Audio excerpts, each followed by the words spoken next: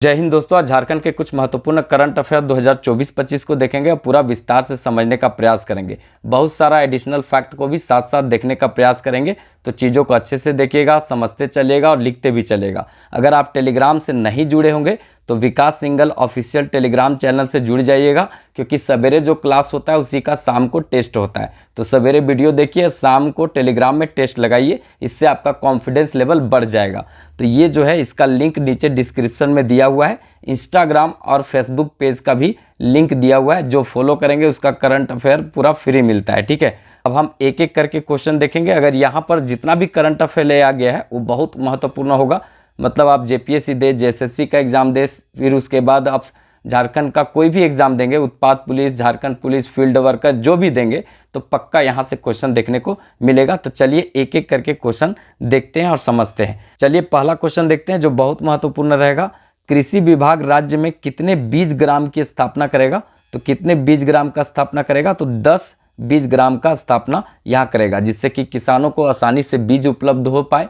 मतलब उत्पादन के लिए सबसे पहले बीजे की जरूरत पड़ता है, तो बीज आसानी से नहीं उपलब्ध होने के कारण किसानों को बहुत सारी परेशानियां होती हैं। तो इसको समाधान करने के लिए 10 बीज गृह का यहाँ पर स्थापना किया जाएगा, ये स्थापना किया जाएगा। ठीक है, तो याद रखेंगे 10 बीज ग्राम का स्थापना यहाँ किया जाएगा।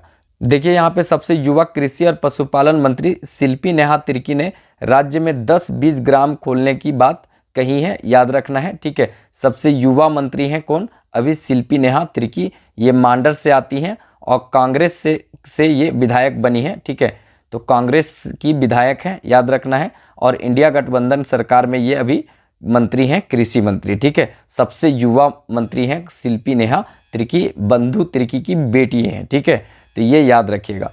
देखिए इसका मुख्य उद्देश्य क्या है? उन्नत बीज के साथ किसानों को मिलेगा सुविधा। ठीक है, यहाँ पर उन्नत बीज के साथ किसानों को सुविधा मिलेगा। राज्य में जो बीज की कमी को दूर किया जाएगा। ठीक है, राज्य में बीज की कमी को दूर किया जाएगा और उन्नत बीज की सुविधा किसानों को मिलेगा, ये काम किया जाएगा। ठीक है, यहाँ पर कुछ अन्य बात देख लेते हैं कि जैसे ये इंपॉर्टेंट रहेगा। सरकार जो है मड़ुआ, ठीक है, मड़ुआ जो है उत्पादन रांची में सबसे ज़्यादा होता है मड़ुआ। ठीक है, तो मड़ुआ का उत्पादन यहाँ पर जो है उसमें किसानों को प्रति एकड़ 3,000 रुपया सरकार भुगतान करती है। ये पूछा जा सकता है, रांची में मड़ुआ सबसे ज़्यादा होता है और 3,000 भुगतान किसानों को प्रति एकड़ सरकार करती है। ठीक है, राज्य सरकार जो है यहाँ पर किसानों से जो धान खरीदती है एमएसपी, ठीक है, ये एमएसपी पर खरीदती है, उसमें 2400 देती है नॉर्मल धान का प्रति क्विंटल। ठीक है, और एक कैटेगरी का जो धान होता है, एक क्वालिटी का जो धान होता है, उसको 2420 रुपया देती है, जबकि एक कैटेगरी वाला धान 2320 रुपया देती है केंद्र सरकार। ठीक है, और ये 100 ज़्यादा देती है बोनस। और नॉर्मल धान को 2400 देती है राज्य सरकार और केंद्र सरकार 2300 रुपया देती है। ठीक है, भेड़ शोध संस्थान और सुअर शोध संस्थान कहाँ पर है? चतरा में। भेड़ और सुअर शोध संस्थान कहाँ पे है? चतरा में। और मुर्गी शोध संस्थान कहाँ पे है? गिरिडीह में। मुर्गी शोध संस्थान गिरिडीह में, भेड़ और सुअर शोध संस्थान ये कहाँ पर है? तो चतरा में है। ठीक है, अगर देखेंगे तो यहाँ पे कृषि अनुसंधान संस्थान बरही में है, हजारीबाग में 2015 में बना था, तो इसको थोड़ा याद रखिएगा। ठीक है, अब यहाँ पे बात आया कृषि से, तो कुछ और बात बता देते हैं जो सीधे एग्जाम में पूछा जाएगा। देखिए आपसे कुछ भी पूछा जाएगा ना, कहाँ किसका उत्पादन होता है, तो याद रखेंगे धान का उत्पादन जो होता है, धान का, वो सिंहभूम में होता है। सिंहभूम में धान का उत्पादन होता है, मुख्य फसल है। 60% यहाँ पर धान का उत्पादन होता है झारखंड में, ये मुख्य फसल है। ठीक है, अगर आपको पूछा जाए ज्वार, ठीक है, ज्वार, बाजरा और उसके बाद गन्ना, वही दांत तोड़ने वाला गन्ना, ठीक है, ये कहाँ पर होता है? तो हजारीबाग में होता है। इसके बाद अगर मडुआ अगर बोला जाए तो रांची में सबसे ज़्यादा कहाँ होता है? मडुआ रांची में होता है। ठीक है, बाकी कुछ भी पूछे, ठीक है, बाकी कुछ भी पूछे, ठीक है, भी पूछे तो याद रखेंगे पलामू। ठीक है, पलामू। मक्का पूछे तो पलामू, गेहूं पूछे तो पलामू। ठीक है, अरहर पूछे पलामू, दलहन पूछे पलामू, तिलहन पूछे पलामू। ठीक है, तो सब कुछ में पलामू मारेंगे, याद रखेंगे। ज्वार, बाजरा, गन्ना हजारीबाग, ठीक है, चावल सिंहभूम और यहाँ पर मड़ुआ जो है वो रांची, बाकी सब पलामू। मुख्य फसल, ठीक है, झारखंड का मुख्य फसल क्या है, तो याद रखना है धान। धान मुख्य फसल है। दूसरा मुख्य फसल कौन है, दूसरा याद रखेंगे मक्का। यहाँ का दूसरा मक्का, जबकि देश का दूसरा है गेहूं, ठीक है। और हमारा तीसरा जो है वो गेहूं है। क्या है, गेहूं है तीसरा। तो ये याद रखे रहिएगा। ये सब एडिशनल बात बताते हैं, वो कैसा लगता है जरूर बताइएगा कमेंट बॉक्स में, और एक लाइक जरूर करिएगा। कमेंट कीजिएगा चाहे नहीं कीजिएगा, एक लाइक कर दीजिएगा। अगर वीडियो अच्छा लग रहा हो और मेहनत अच्छा लग रहा हो तो ज़रूर लाइक कीजिएगा, और चैनल को सब्सक्राइब भी कर दीजिएगा, क्योंकि ये जो दो काम आप करते हैं ना तो बहुत अंदर से मोटिवेशन मिलता है। अगर सवेरे रोज़ क्लास आपको चाहिए इसी तरह का, अभी जैसे कंटिन्यू आ रहा है, तो रोज़ अगर क्लास चाहिए तो ये लाइक और सब्सक्राइब जरूर कीजिएगा, और चैनल को सपोर्ट कीजिएगा, साथ दीजिएगा। हम इसी तरह से वीडियो लाते रहेंगे, ठीक है। तो थोड़ा सा सपोर्ट कीजिएगा। चलिए नेक्स्ट क्वेश्चन देखते हैं। रांची में लगने वाला खादी और सरस मेला का उद्घाटन किसके द्वारा किया गया है, तो याद रखेंगे मुख्यमंत्री हेमंत सोरेन के द्वारा रांची में लगने वाला खादी और सरस मेला का उद्घाटन किया गया है। तो याद रखेंगे ये कौन किए हैं, तो ये हेमंत सोरेन उद्घाटन किए हैं। याद रखेंगे चौथी बार मुख्यमंत्री बने हैं झारखंड के हेमंत सोरेन, ठीक है, ये याद रखना है। संतोष गंगवार कौन है, ये तो सीएम हो गए। संतोष गंगवार कौन है, राज्यपाल, ठीक है, राज्यपाल, ये क्या है, तो राज्यपाल हैं। और अलका तिवारी कौन है, तो अलका तिवारी अभी जो है सचिव हैं। सचिव मतलब मुख्य सचिव। मुख्य सचिव होता है वो सबसे बड़ा अधिकारी होता है।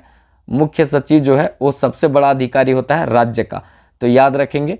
और कैबिनेट सचिव पूरा देश का सबसे बड़ा अधिकारी होता है, ठीक है। देखिए अनुराग गुप्ता कौन है, आप लोग बताइएगा। डीजीपी हैं, डीआईजी हैं, ठीक है, आप लोग बताइएगा। देखिए सरस मेला का उद्घाटन जो है हेमंत सोरेन के द्वारा 20 दिसंबर को किया जाएगा, ठीक है। 20 दिसंबर को किया जाएगा का आज हो गया, ये मतलब आज 21 हो गया, ये 20 को हो गया, ठीक है।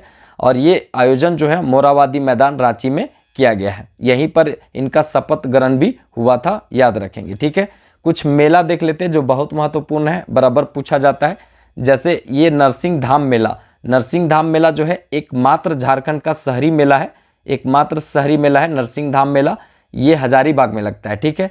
फिर हथीमा पत्थर मेला, ठीक है, हथीमा पत्थर मेला ये बोकारो में लगता है, ठीक है, ये मकर संक्रांति में लगता है। फिर उसके बाद नोमी डोला मेला रांची में लगता है, ठीक है।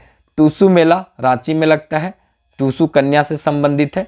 इसके बाद हिजला मेला, ठीक है, ये दुमका में मयूराक्षी नदी पर लगता है, ठीक है।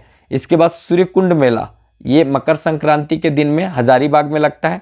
तुर्की मेला चाईबासा में लगता है। उर्स मेला गुमला में लगता है, ठीक है। तो इतना जो बताएं वो सब बढ़िया से याद रखिएगा, क्योंकि यहाँ से अच्छा क्वेश्चन बन सकता है सीधे तौर पर, ठीक है। चलिए नेक्स्ट क्वेश्चन देखते हैं। सुप्रीम कोर्ट के अनुसार झारखंड में कितने मकान अवैध घोषित किए गए हैं, ठीक है। सुप्रीम कोर्ट का फैसला आया, उसमें बहुत सारा मकान जो है झारखंड में अवैध घोषित किया गया। तो कौन सा ऐसा मकान है जिसको अवैध घोषित किया गया, ये नहीं पूछेगा कितना मकान है, ठीक है। तो याद रखेंगे कितना मकान घोषित किया गया, तो 7 लाख मकान, ठीक है। 7 लाख मकान यहाँ पे अवैध घोषित किया गया है, ठीक है। अवैध कहने का मतलब होता है कि यहाँ पे देख लीजिएगा, सुप्रीम कोर्ट के अनुसार देखा जाए तो झारखंड में 7 लाख जो है अवैध मकान है घोषित किए गए हैं। इसमें से सर्वाधिक जो अवैध मकान है वो रांची में स्थित है। अवैध बोलने का मतलब होता है कि बिना नक्शा पास किए हुए कोई मकान बना दिया, ठीक है, बिना नक्शा पास किए हुए। और इसमें देखा जाए तो नक्शा भी ढंग का पास नहीं कराया, गलत तरीके से बना दिया, भवन का निर्माण नियम के खिलाफ कर दिया गया, तो ऐसे मकान को अवैध घोषित किया जाता है, ठीक है। दिल्ली में एगो बहुत बड़ा मतलब एक अपार्टमेंट टाइप का पार्क बना दिया गया था। सुप्रीम कोर्ट ने उसको सीधे कहा कि इसको ध्वस्त कर दिया जाए, और उसको गिरा भी दिया गया था। बहुत लोग बोला था कि नहीं हॉस्पिटल के लिए यूज कर सकता था, फिर उसके बाद किसी और काम के लिए यूज कर सकता था, वो गरीबों के लिए रहने के लिए दे दिया जाता। तो इस तरह का बहुत लोग कमेंट किया था। लेकिन देखिए सुप्रीम कोर्ट और हाई कोर्ट जो होता है रिकॉर्ड न्यायालय होता है, मतलब इसकी एक बार जिस तरह का फैसला लिया गया उसका रिकॉर्डिंग हो जाता है, और उसी तरह का जब नेक्स्ट बार काम होगा तो उसमें उसको सुना दिया जाएगा जज को कि इस तरह का फैसला इस तरह का काम के लिए आया था। तो ये जो फैसला रिकॉर्ड हो जाएगा तो इस तरह का किसी भी प्रॉपर्टी पर भवन निर्माण हो जाएगा तो उसको फिर दूसरा काम में दे दिया जाता। इसीलिए सुप्रीम कोर्ट ने सीधे सीधे कहा कि भवन को गिरा दिया जाए, क्योंकि भविष्य में कभी भी ऐसा भवन कहीं पर भी सार्वजनिक संस्थान या जहाँ पब्लिक प्लेस है वहाँ पर कोई बना नहीं सकता है, इस तरह का हिम्मत नहीं कर सकता है। इसीलिए क्या किया, सुप्रीम कोर्ट ने सीधे कहा कि इसको ध्वस्त करो, क्योंकि अगर ये नहीं ध्वस्त होगा तो ऐसा सार्वजनिक प्लेस पर बहुत सारा भवन बन जाएगा और ये फिर गिराना मुश्किल हो जाएगा। ठीक है, सब कहेगा कि एक तो बना था, कहाँ गिराएं, उसमें तो गरीबों को रहने के लिए दे दिए, कुछ और कर दिए, वो हॉस्पिटल बना दिए, तो इसको भी वैसा ही कर दीजिए। तो ये मतलब एक रिकॉर्ड सुनाया जाता फिर कोर्ट के पास।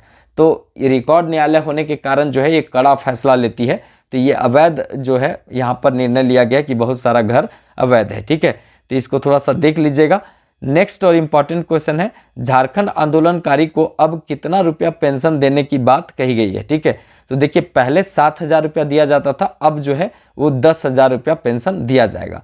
ठीक है, एक समान सभी को पेंशन 10,000 रुपया देने का बात कहा गया है। देखिए झारखंड सरकार का गृह विभाग जो है इसने यह निर्णय लिया है कि झारखंड आंदोलनकारियों को प्रति महीना 10,000 रुपया एक समान राशि देने का निर्णय लिया गया है। ठीक है, ये जो है गृह विभाग अभी किसके पास है, तो हेमंत सोरेन के पास है, तो खुद हेमंत सोरेन ये डिसीजन लेंगे। ठीक है, देखिए इसके पहले क्या था कि जो राशि का निर्धारण किया जाता था वो जेल में रहने के अवधि के आधार पर किया जाता था कि इसको कितना मिलेगा। ठीक है, जैसे कोई 3 महीना जेल में रहा तो उसको कितना दिया जाता था, तो 3500 रुपया। अगर कोई 3 महीना जेल में रहा हो आंदोलनकारी तो 3500 रुपया उसको दिया जाता था।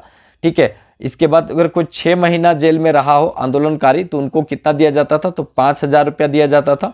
और कोई 6 महीना से अधिक रहा हो कोई आंदोलनकारी जेल में तो उनको 7,000 रुपया, मतलब उनके परिजनों को 7,000 रुपया प्रति महीना देने का बात कहा गया था, ये दिया जाता था। ठीक है, 7,000 मैक्सिमम दिया जा रहा था।